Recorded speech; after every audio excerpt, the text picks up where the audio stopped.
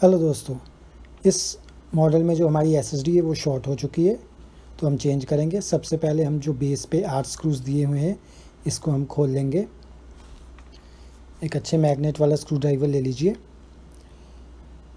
जो इसके स्क्रूज है वो बाहर तो नहीं निकलेंगे, क्योंकि जो स्क्रूज है वो लॉक होते हैं इसके बेस के साथ ही। सभी को हमने अनस्क्रू कर लेना है। इस मॉडल में जो बेस है वो बाहर की तरफ निकलेगा, सो हमने ओपनर की मदद से बेस के जो लॉक्स लगे होते हैं प्लास्टिक के, उसको हमने अनलॉक कर लेना है। ये हमने सिर्फ बैक साइड से अनलॉक करना है, तो ये जो बेस है ये प्रॉपर्ली पूरा अनलॉक हो जाएगा। इसे हमने ऐसे ही ऊपर उठा लेना है। आप देख सकते हैं पूरा पार्ट दिख रहा है। हमने बैटरी की केबल को निकाल लेना है। फिर हमने जो एसएसडी हमारी डली हुई है जो शॉर्ट हो चुकी है उसका एक स्क्रू खोलेंगे और एसएसडी को धीरे से बाहर खींच लेना है। अभी हम इसमें दूसरी एसएसडी डालेंगे। उसको ठीक ऐसे ही जैसे उसका स्लॉट बना है उसके अंदर डालना है और नीचे प्रेस करके इसका स्क्रू टाइट कर देना है एक।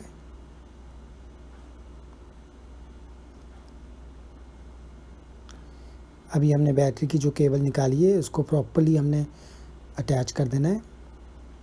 लूज़ कनेक्शन ही होना चाहिए। फिर जो बेस है, बेस को हमने जैसे खोला वैसे ठीक इसके ऊपर रख के प्रेस कर देना है, ताकि जो प्लास्टिक के लॉक्स है वो लॉक हो जाए। और सभी 8 स्क्रूज़ को हमने टाइट कर देना है।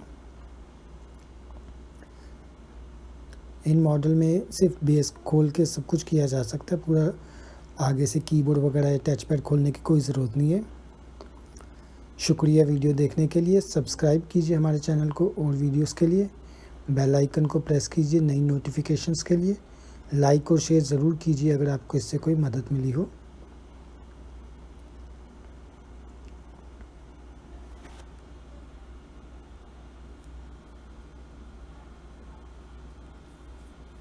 अभी सभी तरफ से चेक कर लेना है ताकि प्लास्टिक के लॉक्स प्रॉपर लगे हुए अटैच हुए।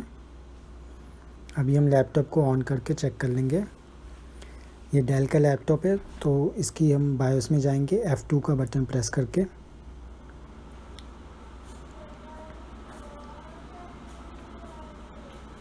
इसमें हम सिस्टम इंफॉर्मेशन में जाएंगे। इसमें आप देख सकते हैं नीचे जाके इसमें दिया हुआ है 256 GB SSD। शुक्रिया।